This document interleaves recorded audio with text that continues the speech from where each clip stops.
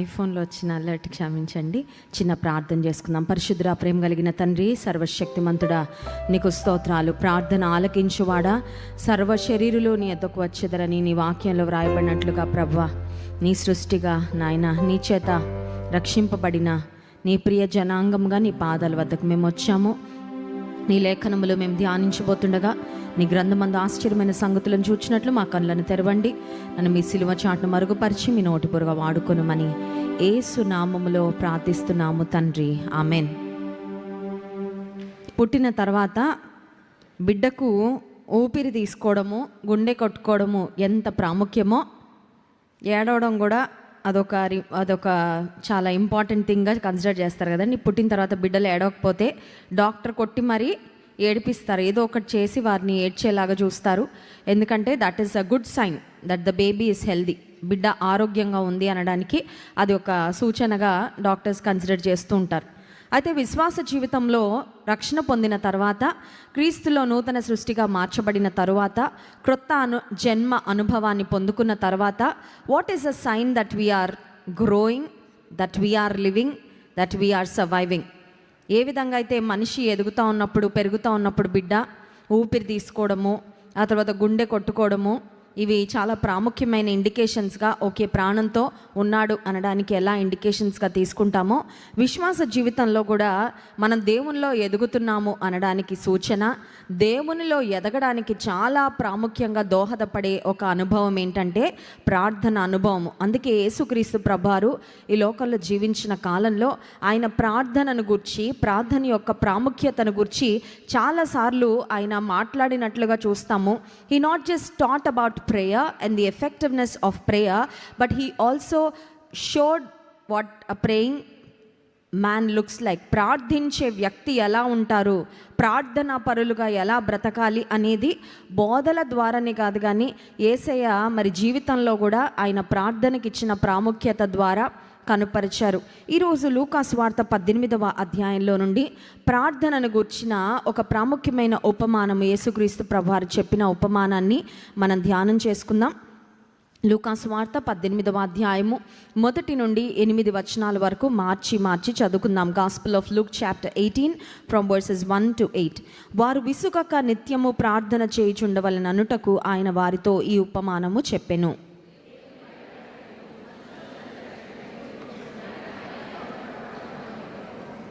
ఆ పట్టణంలో ఒక విధవరాలు ఉండెను. ఆమె అతని యొద్దకు తరచుగా వచ్చి, నా ప్రతివాదికి నాకును న్యాయము తీర్చమని అడుగుచూ వచ్చెను. కానీ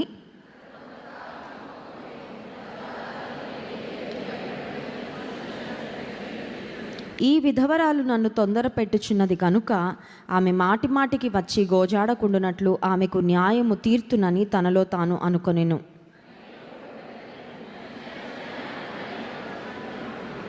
దేవుడు తాను ఏర్పరచుకొనిన వారు దివారాత్రులు తన్ను గూర్చి మొరపెట్టుకొనిచుండగా వారికి న్యాయము తీర్చడా?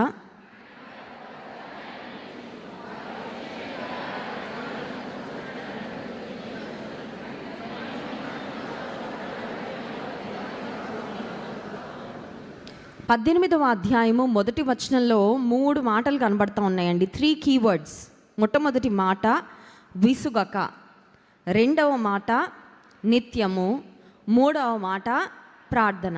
ఈ 3 చాలా ప్రాముఖ్యమైన అనుభవాలు. దేవునిలో ఎదగాలంటే, దేవునికి ఇష్టంగా జీవించాలంటే, విశ్వాసంలో ముందుకు సాగాలంటే ఖచ్చితంగా ఉండవలసిన 3 మ్యాండటరీ థింగ్స్ ఈ 18వ అధ్యాయం 1వ వచనంలో చూస్తూ ఉన్నాం. మొట్టమొదటి అంశము విసుగక. ఈ రోజుల్లో బోర్డమ్ చాలా ఎక్కువ అయిపోతూ ఉందండి. People are very very easily bored కదా. కొన్నిసార్లు పిల్లల్ని హోంవర్క్ చేయమంటే బోర్ కొడుతుంది, మమ్మీ ఏంటి హోంవర్క్ చేయడానికి బోర్ కొడుతుందా? ఏదో చూద్దామని మొదలు పెడతారు, 2 నిమిషాలు బోర్ కొడుతుంది, మళ్ళీ ఇంకొక లింక్ దగ్గరికి వెళ్ళిపోతారు కదండి. ఏదో పని మొదలు పెడతాం చేయాలని, వెంటనే బోర్ అనిపిస్తుంది. అది ఏంటి, ఇదే పని మీద ఉండాలంటే కష్టము. And then very quickly, very easily we are distracted. ఒక పని నుంచి ఇంకొక పనికి అటెన్షన్ డెఫిసిట్ అంటారు, అది పిల్లల్లో ఉంటే అదొకటి.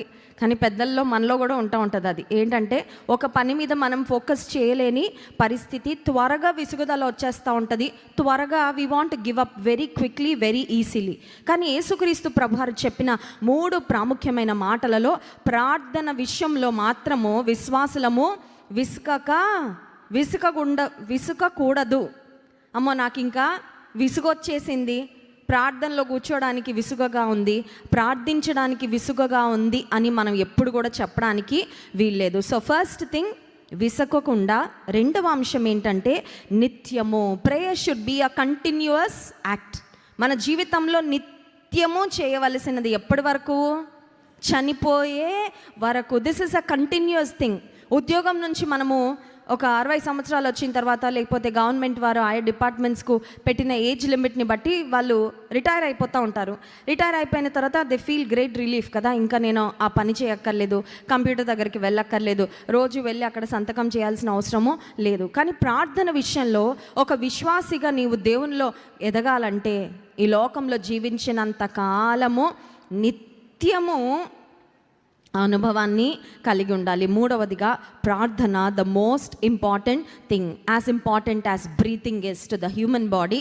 మానవ దేహానికి ఊపిరి తీసుకోవడం ఎంత ముఖ్యమో, విశ్వాస జీవితంలో మనం దేవునితో కమ్యూనికేషన్, ప్రార్థన అంటే అదే కదండి, దేవునితో మనం చేసే సంభాషణ. అది మోకాళ్ళపై చేయాలి. అలా అని మోకాళ్ళ మీద ఉన్నప్పుడే నేను ప్రార్థన చేస్తానని లాస్ట్ వీక్ కూడా నేను అదే మాట చెప్పాను. As you drive you can pray, as you do your work you can pray, as you walk you ఏం చేస్తున్నా ప్రార్థన చేస్తూనే ఉండొచ్చు. ఎందుకంటే ప్రార్థన అనేది దేవునితో మనము చేసే ఒక ప్రాముఖ్యమైన సంభాషణ. 1 తెస్సలోనిక పత్రిక 5వ అధ్యాయము 15వ వచనంలో కూడా దైవజనుడైన పౌలు భక్తుడు తెస్సలోనికలో ఉన్న సంఘానికి రాస్తూ ప్రార్థనను గురించి ఒక మాట చెప్తున్నారు. చూడండి.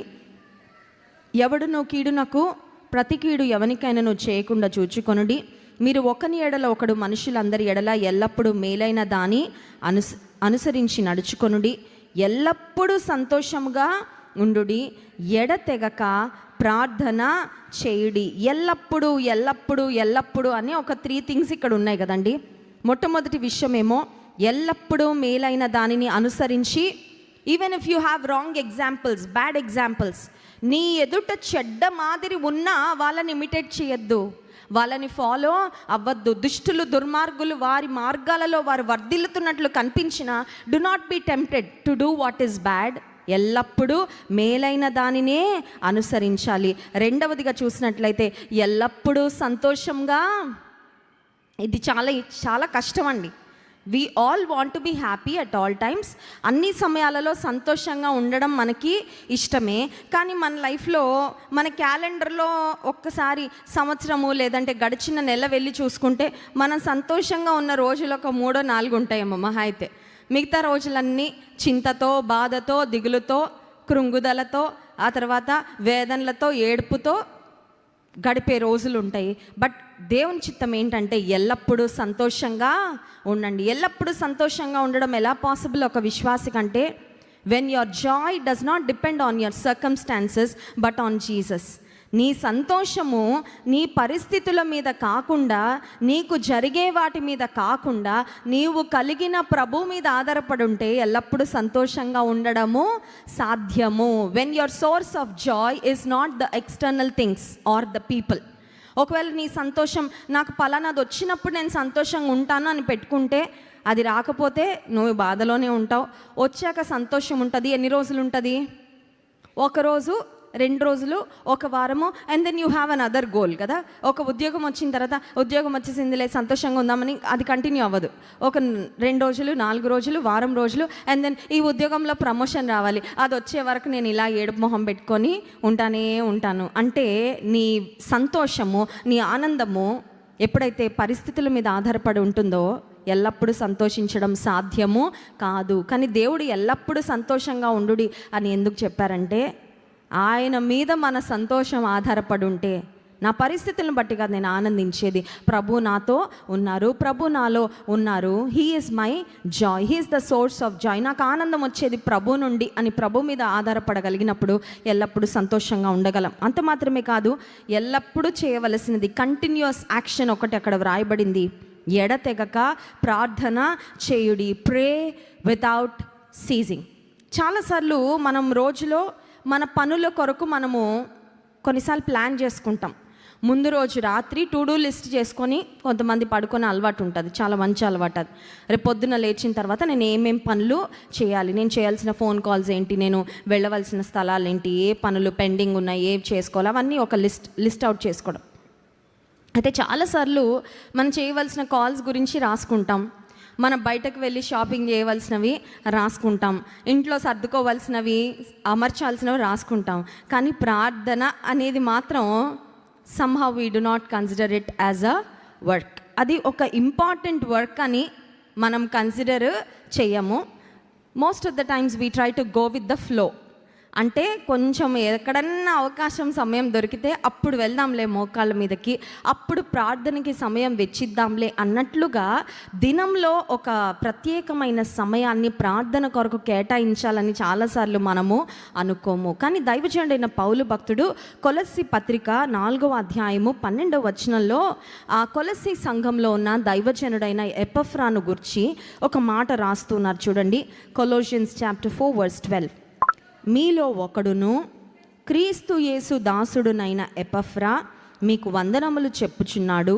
మీరు సంపూర్ణులను, ప్రతి విషయములో దేవుని చిత్తమును గూర్చి సంపూర్ణాత్మ నిశ్చయత గలవారై నిలకడగా ఉండవలెనని అతడెల్లప్పుడూ మీ కొరకు తన ప్రార్థనలో పోరాడుచున్నాడు. Why is the man of God talking about Epaphras? And పౌలు భక్తుడు ఎపఫ్రా అనే వ్యక్తి ఇన్ని కట్టెలు మోసాడు, లేకపోతే ఇంత పని చేశాడు, ఇంత ఫిజికల్ వర్క్ టర్న్ ఓవర్ చేశాడని చెప్పట్లేదండి, లేదంటే ఆర్థికంగా ఇటువంటి పనులు చేశాడు అని చెప్పట్లేదు, లేకపోతే మానసికంగా ఆయన ఇంత కష్టపడ్డాడు. చూడండి, ఈ లోకంలో మనం చేసే పనులని డిఫరెంట్ వేస్లో మనం కేటగరైజ్ చేయొచ్చు.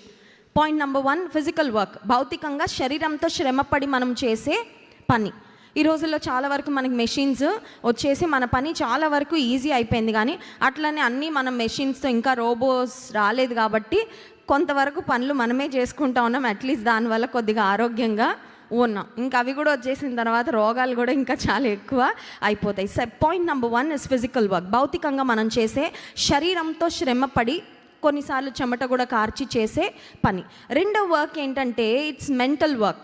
చూడండి, కొంతమంది శరీరానికి ఏ పని ఉండదు. ఫర్ ఎగ్జాంపుల్ సాఫ్ట్వేర్ ఇంజనీర్స్ అనుకోండి, నేను కూడా సాఫ్ట్వేర్ ఇంజనీర్గా వర్క్ చేసేటప్పుడు మాకు ఈ ఎక్సర్సైజ్ చేయాలి ఏది మైండ్లో పెట్టుకొని కంప్యూటర్ దగ్గర కూర్చుని తర్వాత మధ్యలో కాసేపు అలా వెళ్ళి నడిచి రావాలి, లేకపోతే స్పాండిలైటిస్లని, ఆ నొప్పులని, ఈ నొప్పులని బయలుదేరుతాయి. ఎందుకంటే మైండ్కి పని ఉంటుంది, శరీరానికి పని, కానీ అది పని కాదు అనడానికి లేదు, ఎందుకంటే బ్రెయిన్ చాలా థింక్ చేయాలి.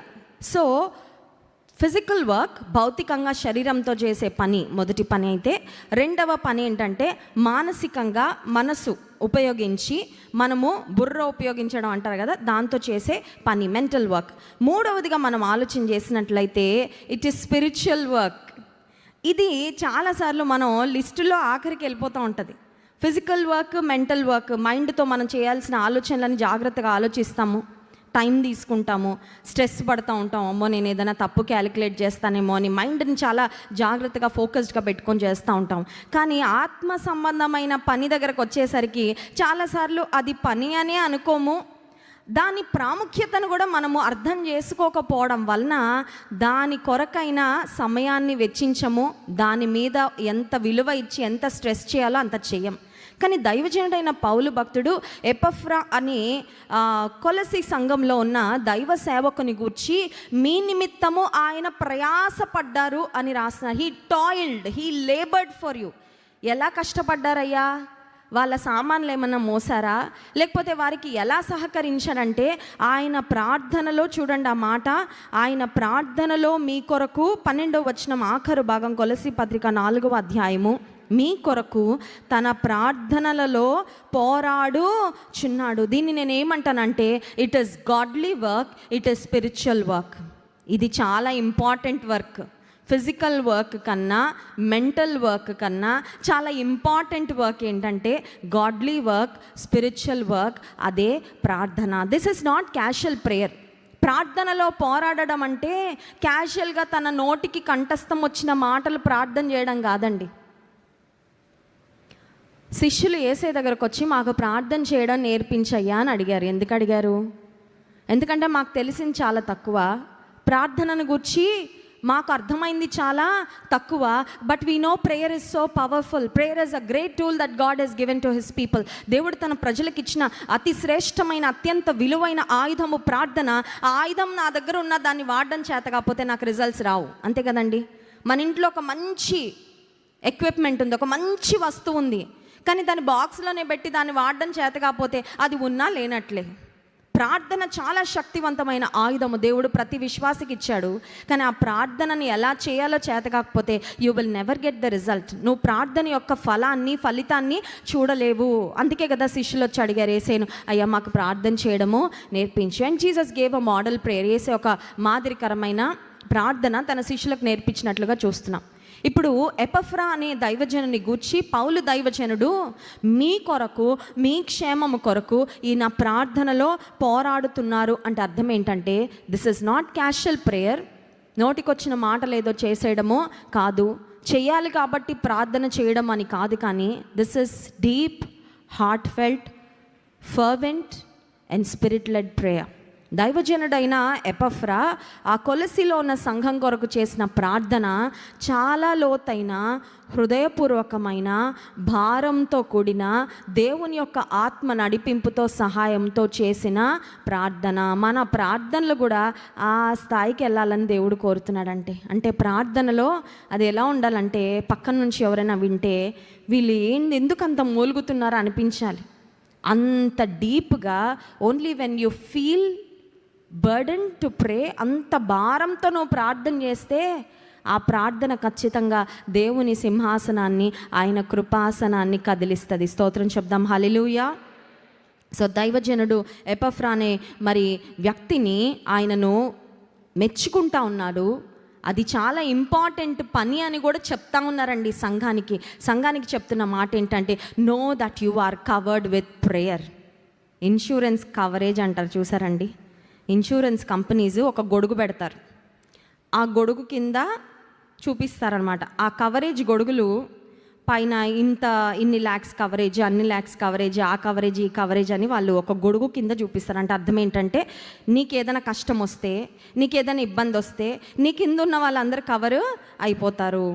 ఆర్ మేబీ నీకేదైనా హెల్త్ ప్రాబ్లం వస్తే నీకున్న మెడికల్ ఎక్స్పెన్సెస్ అన్నీ మా కంపెనీ ఆ గొడుగు కింద మీరు ఉన్నారు కాబట్టి యూ విల్ బీ కవర్డ్. ఇది ఒక ఇన్సూరెన్స్ కంపెనీ యొక్క కవర్ కాదు, మనం మాట్లాడుకుంటుంది ప్రార్థన కవర్ అండి. When you and I are covered with prayers, ప్రార్థనల క్రింద మనం ఉంటే, ప్రార్థన యొక్క నీడలో దేవుని భక్తుల యొక్క ప్రార్థన, తోటి విశ్వాసుల యొక్క ప్రార్థన, నీ కుటుంబం యొక్క ప్రార్థన, నీవు చేసుకున్న ప్రార్థన, they are like a covering. And ఆ కవరింగ్ చాలా శక్తివంతమైన, నీ ఇంటిపైన ఎంత సాలిడ్ రూఫ్ ఉన్నా ఒక కష్టం, ఒక ఇబ్బంది రాకుండా ఆ రూఫ్ నిన్ను కాపాడలేదేమో. నువ్వెంత మంచి అద్భుతమైన గేటెడ్ కమ్యూనిటీలో ఉన్నా, ఎంత అద్భుతమైన సెక్యూరిటీ ఉన్నా, ఒక వ్యాధి వచ్చి నిన్ను తాకకుండా, ఒక కష్టం వచ్చి నీ జీవితాన్ని నాశనం చేయకుండా ఆ గేటెడ్ కమ్యూనిటీయో, బయట ఉన్న వాచ్మెన్నో, నువ్వు కట్టుకున్న ఇల్లు నిన్ను కాపాడలేదు, కానీ ఆ ప్రార్థన కంచె నన్ను కాపాడుతుందండి. స్తోత్రం చెప్దాం, హల్లెలూయా. Prayer is the strongest covering.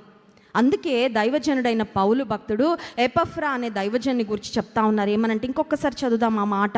కొలసీ పత్రిక 4:12 మీలో ఒకడును క్రీస్తు యేసు దాసుడునైనా ఎపఫ్రా మీకు వందనములు చెప్పుచున్నాడు.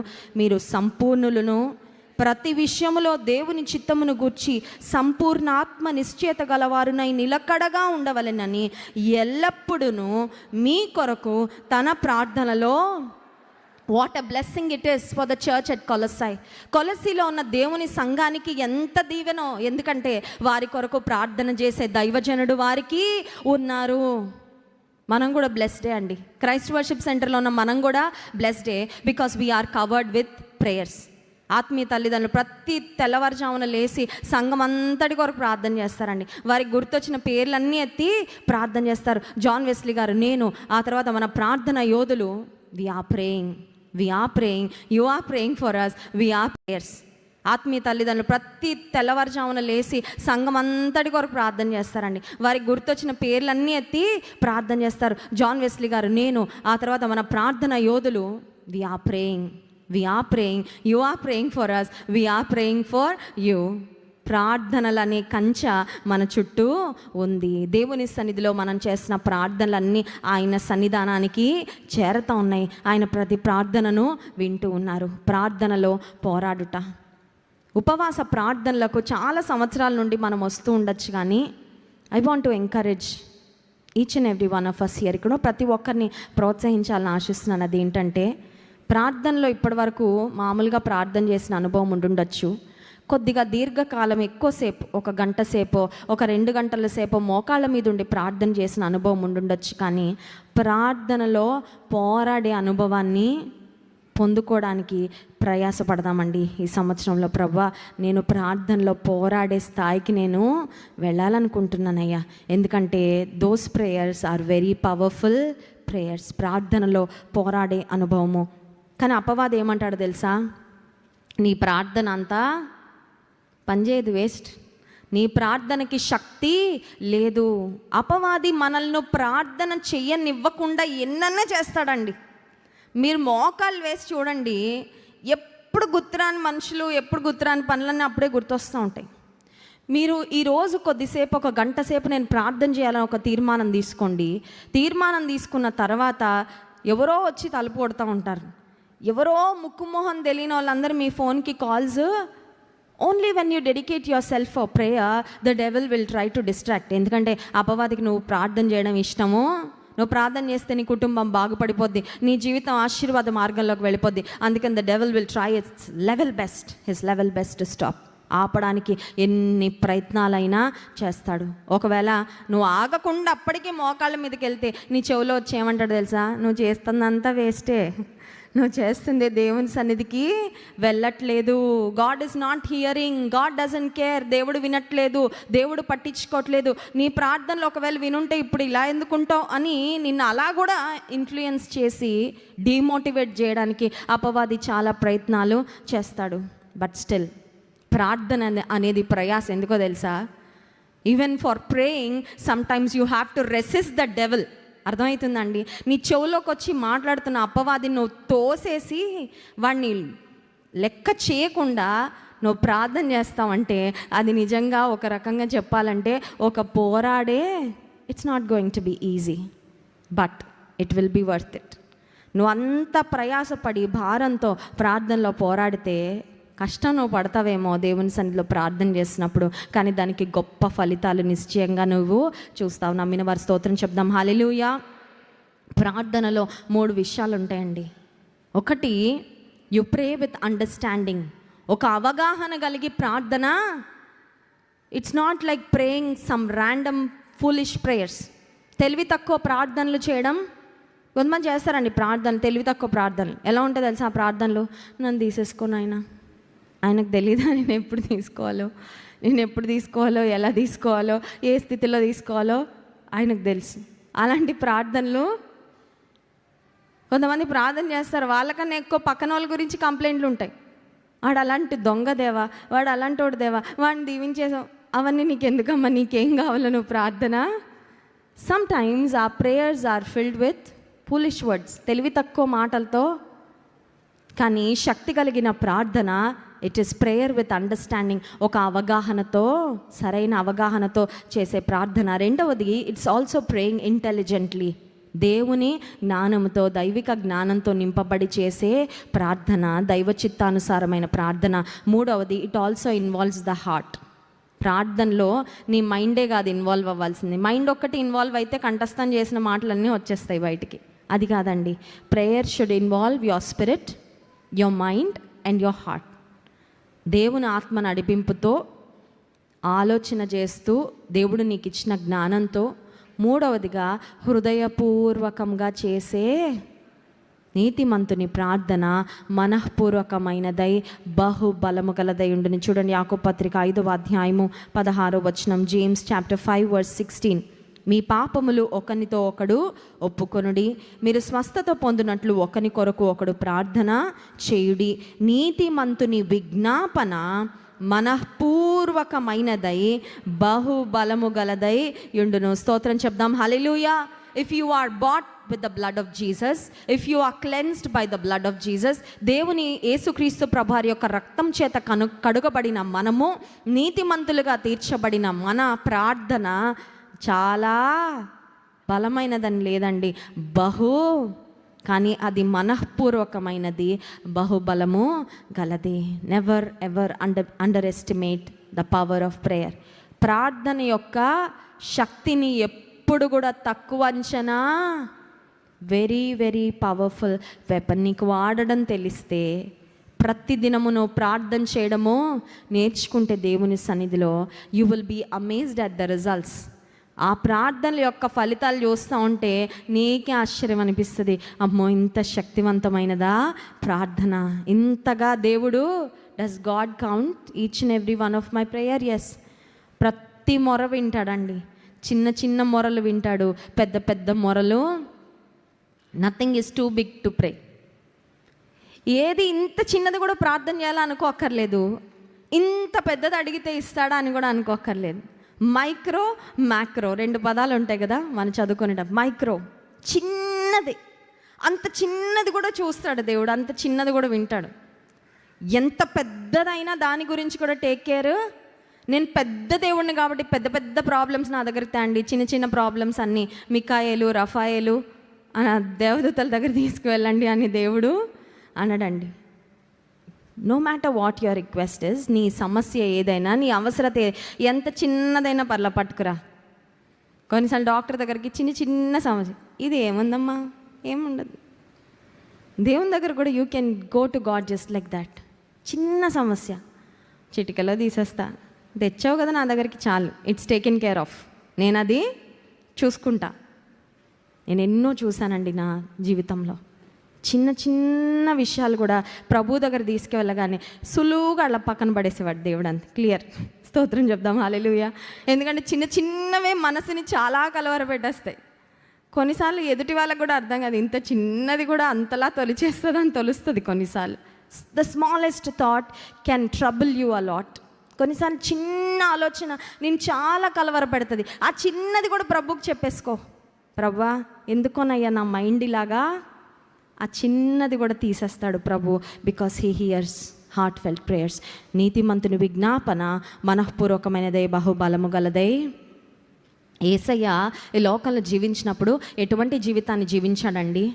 He lived a powerful life, శక్తివంతమైన జీవితము. He lived a holy life, పరిశుద్ధమైన జీవితము. మూడవదిగా he lived a prayerful life. అవునా కాదా? దేవుడు మానవ రూపంగా ఈ లోకానికి వస్తే ఇంకా ఆయన ప్రార్థన చేయాల్సిన అవసరం ఏంటండి? ప్రార్థన ఎవరికి అవసరం? మనలాంటి వాళ్ళకి అవసరం. దేవుని సహాయం మనకి కావాలి కాబట్టి we need to depend on God. That's why we pray. యేసయ్య దేవుడై ఉండి దైవ మానవుడిగా ఈ లోకానికి వచ్చి ఆయన అన్నీ చేయగలిగి ఉండి కూడా ఎందుకు ప్రార్థన చేశారంటే, 7వ అధ్యాయము 25వ వచనం, ఈయన తన ద్వారా దేవుని యొద్దకు వచ్చి వారి పక్షమున విజ్ఞాపనము చేయుటకు నిరంతరము జీవించుచున్నాడు గనుక వారిని సంపూర్ణముగా రక్షించుటకు శక్తిమంతుడై ఉన్నాడు. స్తోత్రం చెప్దాం. హల్లెలూయా. విజ్ఞాపన చేయుటకు నిరంతరము యేసుక్రీస్తు ప్రభువారు నీ గురించి నా గురించి తండ్రి కుడి పార్శ్వమున ఆయన విజ్ఞాపన. ఎవరైనా మన కొరకు ప్రార్థన చేస్తే మామూలు ధైర్యంగా ఉండదండి. నాకు చిన్నప్పుడు ఒక అలవాటు ఉండేది. ల్యాండ్లైన్ ఫోన్స్ ఉండేవి అప్పుడు. మా చర్చ్ వాళ్ళు మా మమ్మీ కోసం మా డాడీ కోసము ఫోన్ చేసేవారు ఏదైనా ప్రార్థన అవసరతలు సమస్యలు చెప్పుకోవడానికి. నాకు అది ఎగ్జామ్ సీజన్ అంటే ఫస్ట్ మరి ఫోన్ దగ్గర ఉంటాం కదా పిల్లలు, మమ్మీ డాడీ బిజీగా ఉంటారు. ఫస్ట్ ఫోన్ ఎత్తేదాన్ని, పలానా పేరమ్మ, డాడీ ఉన్నారా, మమ్మీ ఉన్నారా అని అడగగానే, ఆంటీ నాకు రేపటి నుంచి ఎగ్జామ్స్, ప్రేయర్ చేయండి. వాళ్ళు ఏదో చెప్పుకోవడానికి ప్రార్థన చేసేవాళ్ళు, నేను వాళ్ళకి ఒక పని అప్పచెప్పేదాన్ని. ఏమనంటే ఫోన్ ఎత్తిన ప్రతి ఫోన్కి వాళ్ళకి ఒక టాస్క్ అప్పచెప్పేదాన్ని. ఏంటంటే నా పరీక్షల కొరకు మీరు కూడా, ఒకవేళ మా అమ్మగారు ఎత్తితే పక్క నుంచి, మమ్మీ ఆంటీని నా కోసం ప్రార్థన చేయమను.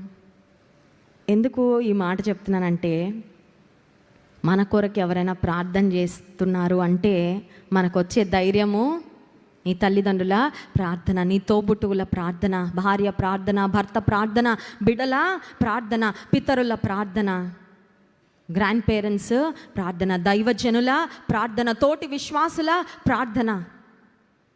యేసుక్రీస్తు ప్రభువారు నిరంతరము విజ్ఞాపనము చేయుటకు నిరంతరము జీవించుచున్నాడు. కొన్నిసార్లు కుటుంబంలో ప్రార్థనా పరులు చనిపోతే ఇంకా మా ఫ్యామిలీ అంతటి కోసం ప్రేయర్ చేసే వాళ్ళు ఎవరున్నారని బాధపడుతూ ఉంటామండి. కానీ మన కొరకు నిరంతరము విజ్ఞాపన చేయడానికి నిరంతరము జీవించే దేవుడు ఉన్నాడు. స్తోత్రం చెప్దాం. హల్లెలూయా. He lives for ever and he intercedes for us. ఆయన మన కొరకు విజ్ఞాపన చేస్తున్న దేవుడు. యోహాను సువార్త 17వ అధ్యాయము 9వ వచనంలో కూడా యేసుక్రీస్తు ప్రభువారు చెప్పిన ఒక ప్రాముఖ్యమైన మాట మనం చూస్తాం. చూడండి, యేసయ్య యొక్క ప్రార్థనలో జాన్ చాప్టర్ 17:9, నేను వారి కొరకు ప్రార్థన చేయుచున్నాను, లోకము కొరకు ప్రార్థన చేయుట లేదు. నీవు నాకు అనుగ్రహించిన వారు నీ వారై ఉన్నందున వారి కొరకే. Some things are exclusive. కొన్ని ఎక్స్క్లూజివ్ ఉంటాయండి. ఇప్పుడు మన ఇంటికి వచ్చిన వారికి కొన్ని మనం వస్తువులు ఇస్తాం వాడుకోమని. అవి టవల్స్ అవ్వచ్చు, కొన్ని బెడ్షీట్స్, ఏదన్నా మన ఇంటికి వచ్చిన గెస్ట్లకి. కొన్ని ఎక్స్క్లూజివ్గా మన కోసం, మన వాళ్ళ కోసమే పెట్టి పెడతాం. They are not common. ఇప్పుడు యేసుక్రీస్తు ప్రభువారు నేను వారి కొరకు ప్రార్థన చేయించున్నాను. ఎవరి కొరకు? నా వారి కొరకే. నా వారంటే ఎవరు? లోకాన్ని విడిచిపెట్టి, పాపాన్ని విడిచిపెట్టి, శరీరాశల్ని విడిచిపెట్టి, ప్రభువా నేను నీ దాననే, నేను నీ వాడనే, నేను నీ సొంతమయ్యా, నువ్వు నాకు కావాలయ్యా. I don't need the world, I do not follow the world, I do not live for the world. ఈ లోకం కొరకు నేను బ్రతకను ప్రభు అని ఈ లోకాన్ని విడిచిపెట్టి ఆయన దగ్గరకు వచ్చి, ఆయన వారు ఉంటారు కదా, వారి కొరకే నేను ప్రార్థన చేయుచున్నాను. వారు నీ వారై ఉన్నందున వారి కొరకే ప్రార్థన. లోకము కొరకు ప్రార్థన చేయుట. యేసయ్య కూడా మన కొరకు ప్రార్థన. నేను చెప్పాలనుకునే ప్రాముఖ్యమైన మాట ఏంటంటే, know that you are covered in prayer. ప్రార్థనలు నీకున్నాయి అని గుర్తుపెట్టుకో. సరేలేండి, యేసయ్య ప్రార్థన చేస్తున్నారు కదా నా కొరకు, దైవజనులు ప్రార్థన చేస్తున్నారు కదా, నేను చక్కగా తినేసి గురకబెట్టి నిద్రపోదాము అనుకోదు. కొంతమందికి ఈ అలవాటు ఉంటుంది. ఆ ప్రార్థన భారం అందరికీ ఇచ్చేస్తారు. మీరు చేయండి, మీరు చేయండి, మీరు చేయండి, మీరు చేయండి అని. అందుకు కనబడిన వాళ్ళందరికీ. నేను మాత్రం ఒక్క ప్రార్థన కూడా అందరు చేస్తారులే. నో, నీవు ప్రార్థనని ఎంత అపేక్షిస్తున్నావో, ప్రార్థన మీద ఎంత ఆధారపడుతున్నావో, యు ఆల్సో ప్రే. నీ వ్యక్తిగతంగా కూడా దేవుని సన్నిధిలో నువ్వు ప్రార్థన చేయాలి. మళ్ళీ లూకాసు వార్త 18వ అధ్యాయం దగ్గరకు వద్దాం, సమయం అయిపోతూ ఉంది. ఆ విధవరాలు అన్యాయస్తుడైన న్యాయాధిపతి వద్దకు వచ్చి తనకు న్యాయం తీర్చమని అడుగుతూ ఉంటే ఆ న్యాయాధిపతి పట్టించుకోవట్లేదండి. ఎందుకంటే అతడు అన్యాయస్తుడు. ప్రాబబ్లీ ఒక కమర్షియల్ న్యాయాధిపతి అయింటాడేమో, ఒక కఠినాత్ముడైన న్యాయాధిపతి అయింటాడేమో. ఆమెకు ఇంకెవరు లేరండి వెనకాల. ఆమె ఒక దీన స్థితిలో ఉంది, ఆమె ఒక నిస్సహాయ స్థితిలో ఉంది. ఈ న్యాయాధిపతి అన్యాయస్తుడు, కఠినాత్ముడు, ఆమెను కేర్ చేయట్లా. కానీ ఆమెలో ఉన్న గొప్పతనం ఏంటంటే, ఆమె చాలా పట్టుదల కలిగిన స్త్రీ. 5వ వచనం చూడండి, ఈ విధవరాలు నన్ను తొందర పెట్టుచున్నది కనుక ఆమె మాటి మాటికి వచ్చి గోజాడకుండునట్లు. ఈమెలో ఉన్న ఒక క్వాలిటీ, అద్భుతమైన క్వాలిటీ. ఏం క్వాలిటీ అంటే, మాటి మాటికి అంటే విసుకోవట్లేదు. రెండవదిగా గోజాడుతూ ఉంది. She is pleading and pleading and pleading and pleading. యాటిట్యూడ్లో చేంజ్ రాలా. కొంతమంది ఉంటారండి, తలుపు సైలెంట్గా కొడతారు, తీయట్లేదు. ఎందుకు రారు బయటకి, ఒక్కసారి తలుపుని గట్టిగా అంటే ఓర్పు నశించిపోయినప్పుడు వాళ్ళ యాటిట్యూడ్లో మార్పు అని. దేవుని దగ్గర when we keep praying, when we keep asking, మన యాటిట్యూడ్ మారకూడదు. ఎంత లేట్ అయినా, I wait upon you for your grace and mercy Lord. నీ దయ కొరకే, నీ కనికరం కొరకే చూస్తానయ్యా, నీ జాలి కొరకే నేను అఫెండ్ అవ్వనయ్యా, నేను కృంగిపోనయ్యా, నేను కలవరపడను, నేను విసుగు చెందను. I will not give up on you until I receive. నేను పొందుకునే వరకు విసుగక అడుగుతూనే ఉంటా. ఈమె మాటికి విసుగకుండా తొందర పెడతా ఉంటే అతను అనుకున్నాడంట, ఆమె నన్ను విసిగించకుండా ఆమెకు న్యాయం తీర్చి హీ వాస్ ఫెడ్ అప్. ఆమె పట్టుదలకి ఆయనకు విసుగొచ్చిందండి. కానీ యేసయ్య అన్యాయస్తుడైన న్యాయాధిపతిని ఎందుకు చూపించారంటే, not because he was comparing himself with that unjust judge. అన్యాయస్తుడైన న్యాయాధిపతితో తన్ను తాను పోల్చుకొని చెప్పాలని కాదు, అలాంటోడిని నేను కాదు అని చెప్పడానికి.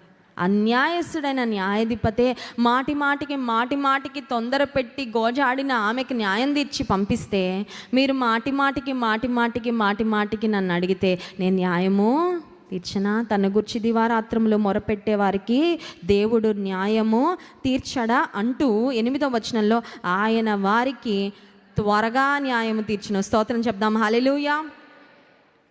గోజాడేటప్పుడు అనిపిస్తుంది it is taking for ever. ఇంకెన్ని రోజులు గోజాడాలి, ఇంకెన్ని రోజులు విసుగకుండా అడగాలి అనిపిస్తుంది. కానీ ఒక్కసారిగా దేవుడు చేయాలనుకుంటే త్వరగా అయిపోద్ది. స్తోత్రం చెప్దాం, హల్లెలూయా. He will do it swiftly, he will do it quickly, he will do it in no time. అది నీకే ఆశ్చర్యం అనిపిస్తుంది. ఎప్పుడు జరిగిపోయింది, ఇంత త్వరగా జరిగిపోయింది ఆ కార్యం. చాలా కాలం అడిగావు, చాలా కాలం ఎదురు చూసావు, విసుగకుండా మొరపెట్టుకున్నావు, దేవుడు చూశారు, దేవుడు విన్నారు. Is there any situation in your life where you were persistent in prayer? నేను చాలా అడిగి పొందుకున్నానండి, గోజాడి పొందుకున్నానండి. విసుగక ప్రార్థన చేస్తాననే అనుభవం నీకుందా? లేకపోతే అడిగి రాకపోతే వదిలేస్తున్నావా? మనకు అదే ట్రెండ్ కదండి, అడుగుతాము రాకపోతే లెట్స్ మూవ్ ఆన్, ఇంక ఇది మనకి వద్దులే, I will live without it, eye makeup my mind కదా, నా మైండ్ ఫిక్స్ చేసేసుకుంటా, ఇంకా అది లేకుండా. అది కాదు. నీ జీవితంలో ఏ కార్యము కొరకు నువ్వు ఎదురు చూస్తూ ఉన్నావో అది ప్రభు ఇచ్చే వరకు నువ్వు పట్టుదలగా అడుగు. If we can be persistent in prayer. ప్రార్థనలో విసుగక మనం దేవుని కొరకు కనిపెడతా ఉన్నప్పుడు అది మనలో పేషెన్స్ని కూడా బిల్డప్. ఇంకోటి, ప్రభువును విసుగక అడుగుతా ఉంటే నువ్వు ప్రభుత్వ సమయం గడుపుతూ ఉన్నట్లే కదా, ప్రభుత్వ సహవాసం చేస్తున్నట్లే, ఆయన మీద ఆధారపడుతున్నట్లే. సో ఆటోమేటిక్గా ప్రార్థనకి జవాబు వచ్చే ముందు మనలో ప్రభు పోలిక వస్తుందండి. ఫస్ట్ స్తోత్రం చెప్దాం, హల్లెలూయా. కొన్నిసార్లు దేవుడు ఏంటంటే ఆయన పోలిక మనలో రావడానికి ముందు అడగగానే ఇచ్చామనుకోండి, మనం వెళ్ళిపోతాం మళ్ళీ ఆయనకు మొహం కూడా. అందుకని కొన్నిసార్లు హీ విల్ టేక్ టైం. అడగని ఇంకా దగ్గర రావాలి, ఇంకా దగ్గరికి. కొన్నిసార్లు మనం ఎలా ఉంటుంది, దూరంగా నిలబడి క్యాచ్ అయిన ఆయన ఆశీర్వాదం పట్టుకొని అటు నుంచి అటు వెళ్ళిపోతాను మెయిన్ గేట్లోంచి. నువ్వు అలా వెళ్ళడం కాదు, నువ్వు దగ్గరకు వచ్చేయాల. అందుకని దగ్గరికి రావాలంటే కొన్నిసార్లు లేటు, విసుగకుండా అడిగి ఎక్కడ వరకు వచ్చేయాలంటే పాదాల మీదకి. ఆమె మరియా కన్నీళ్లతో పాదాలు కడిగి తల వెంట్రుకలతో, ఇంకంతకన్నా లోయెస్ట్, అంతకన్నా క్లోజెస్ట్ పాయింట్ ఇంకొకటి ఉంటుందండి. ప్రభువుని అంతకన్నా సన్నిహితంగా ఎవరైనా ఆరాధించగలరా? అంతవరకు వచ్చిందండి. ఆయన పాదాలు పట్టుకునేదాకా అంతకన్నా తగ్గింపు కూడా ఉండదు. ఎందుకంటే తల వెంట్రుకలతో తుడవాలంటే she also has to bow down. ఆమె వంగాల, తగ్గించుకుంది, దేవుని గణపరిచింది, దేవుడు ఆమెను పొగిడాడు, కొనియాడాడు. ఈ ఉదయకాల సమయంలో దేవుని సన్నిధానానికి వచ్చిన మనం కూడా విసుగక ప్రార్థన చేద్దాం. కళ్ళు మూసుకోండి, ప్రార్థన చేసుకుందాం. ప్రభా, నాకు ప్రార్థన చేయడం నేర్పించయ్యా. నేను ప్రార్థనలో పోరాడాలి ప్రభా, ఎపఫ్రా వలె ప్రార్థనలో పోరాడే కృప నాకు ఇవ్వయ్యా. ప్రార్థన చేయడం నాకు నేర్పించండి అయ్యా.